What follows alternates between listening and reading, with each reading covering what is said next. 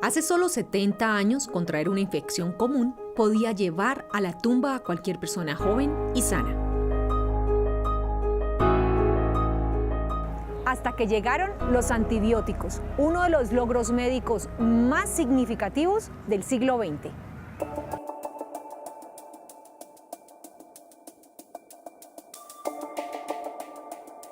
Muchas veces en su laboratorio en Londres abrió su ventana, pero un día olvidó cerrarla.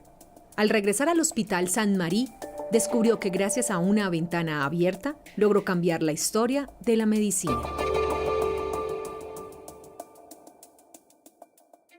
La ventana del laboratorio en Londres de Alexander Fleming fue la encargada de que un día otoñal de septiembre de 1928, él hiciera un hallazgo inesperado.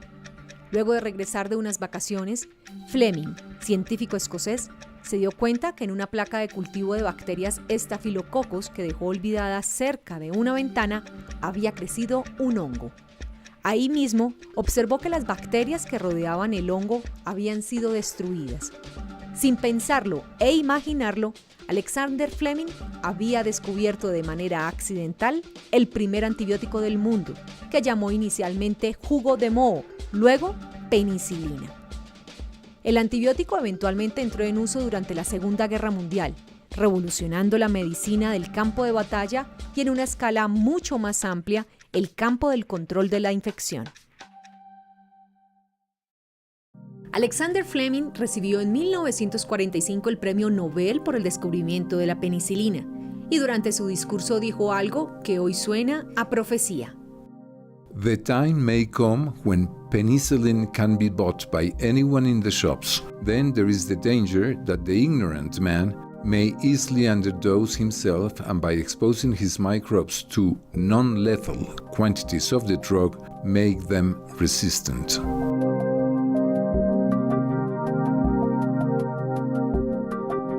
Palabras que hoy parecen cumplirse. Las personas toman antibióticos como si fueran antigripales.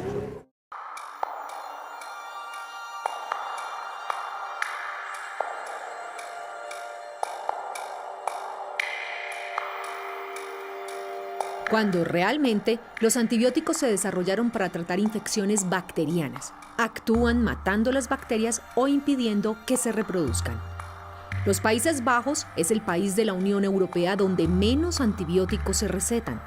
En Estados Unidos, cada año se hacen por lo menos 150 millones de recetas médicas para antibióticos, muchas de ellas para niños.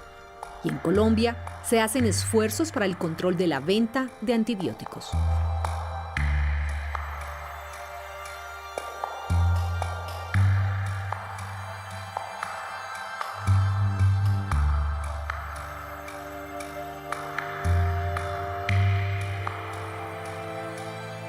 Es así como el exceso de prescripción de antibióticos por parte del especialista, los pacientes que no se terminan el tratamiento y el uso excesivo de antibióticos en la agroindustria ha dado lugar a que las bacterias se vuelvan resistentes.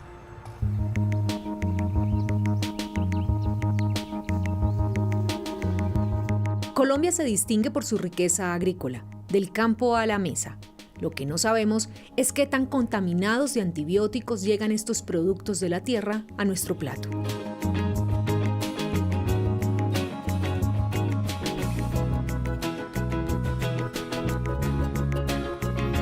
De las vacas, ni hablar. Si una de ellas se enferma, se le da un antibiótico, pero en su interior, en su intestino, se van desarrollando bacterias resistentes a los antibióticos.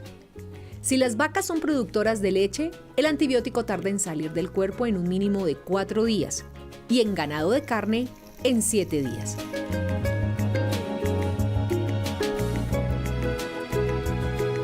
En el 2014, el expresidente Barack Obama dio a conocer un plan para detener un problema que la comunidad científica llevaba años advirtiendo: la resistencia bacteriana.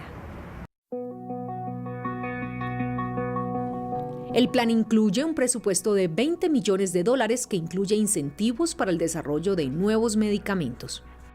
Desafortunadamente, el fenómeno de la resistencia bacteriana ha ido incrementando en el mundo. Este hecho hace que cada día tengamos más microorganismos resistentes a los antibióticos que usábamos hace unos años como primera línea. ¿Eso qué quiere decir? Que en ciertas infecciones, muy probablemente, con el paso de los años, llegaremos a tener bacterias para las cuales nos quedemos sin ninguno de esos antibióticos para los cuales, digamos, era sensible la bacteria. Para la doctora Leal, microbióloga e investigadora en Colombia de la resistencia bacteriana, son muchas las infecciones en las cuales las bacterias, tanto en la comunidad como en el hospital, pueden ser resistentes. Y es que es muy claro ver el halo de resistencia bacteriana, ese que se forma cuando una bacteria ha sido derrotada por un antibiótico y cuando el antibiótico no ha logrado inhibir el desarrollo del microorganismo. Digamos que el espectro de la resistencia bacteriana lo podríamos enmarcar como en 2 escenarios. Las infecciones causadas por bacterias en el ámbito de un paciente hospitalizado, como bien decías, pacientes con infecciones severas, generalizadas, que se llaman sepsis, infecciones del tracto respiratorio, como neumonías, algunas adquiridas en los hospitales, pero también hay infecciones que se adquieren en la comunidad. Y también hay bacterias que han adquirido esta resistencia. El caso específico, infecciones urinarias, infecciones gastrointestinales causadas por bacterias que se transmiten por alimentos e infecciones respiratorias. Las huellas dactilares son una característica física única e irrepetible que distingue a los seres humanos. El reconocimiento de la huella dactilar es el método de identificación biométrica por excelencia.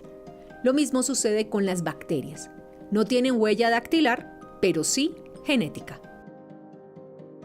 Como microbiólogos nunca pensamos que la huella genética de una bacteria podría ser detectada o creada. Nunca pensamos que el genoma bacteriano iba a ser desarrollado.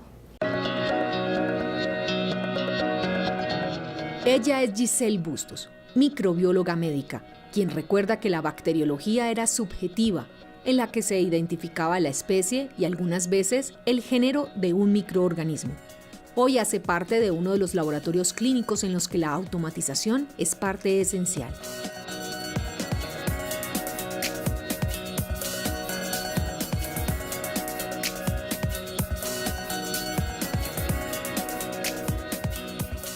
En el FIL-Array es un equipo maravilloso, o sea, es un equipo de tecnología de punta con el que contamos nosotros y principalmente su base es PCR o reacción en cadena de la polimerasa, donde detecta aproximadamente 20 microorganismos entre virus, bacterias y hongos en 4 tipos de muestras específicas, que es sepsis o sangre, muestra respiratoria que es hisopado nasofaríngeo, materia fecal y líquido cefalorraquídeo.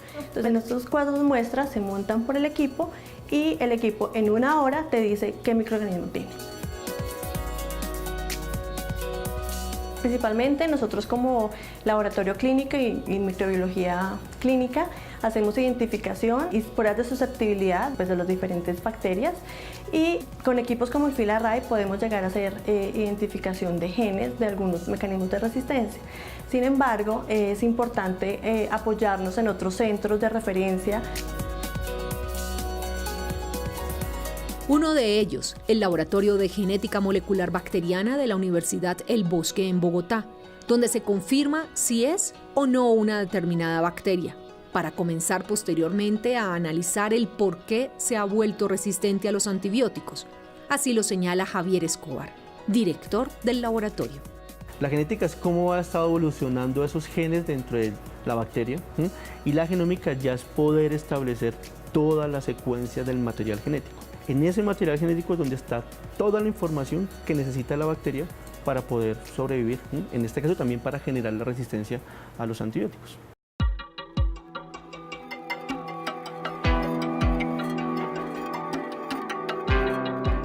Lo que ha permitido el cambio, poder tener el acceso a ese material genético, ha sido la bioinformática. La informática es lo que ha podido hacer un avance significativo en poder tener el material genético de una bacteria en cuestión de días.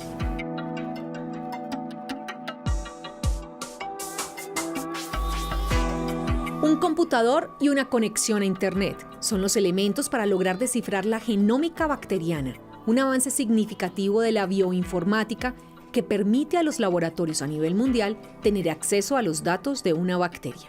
Cuando uno hace toda la secuenciación del material genético, identifica cuántos genes de resistencia y a qué familias está confiriendo esa resistencia. Entonces ya de esa manera uno puede descartar qué antibióticos no pueden ser utilizados para el tratamiento de esa bacteria. Por ejemplo, en Colombia hay un caso con Acinetobacter baumannii, que es una bacteria de mucho impacto clínico, en el cual hemos identificado que ya no hay opciones terapéuticas para tratar a estas bacterias. Ya tiene resistencia a todas las familias de antibióticos.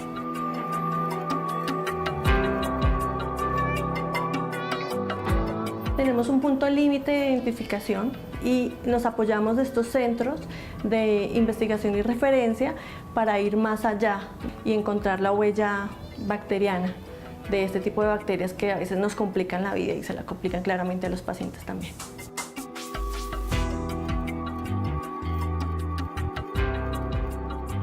Si en los próximos años no se desarrollan nuevos antibióticos que sustituyan a los que están perdiendo su efectividad, en el año 2050 morirán 10 millones de personas al año en el mundo por infecciones bacterianas.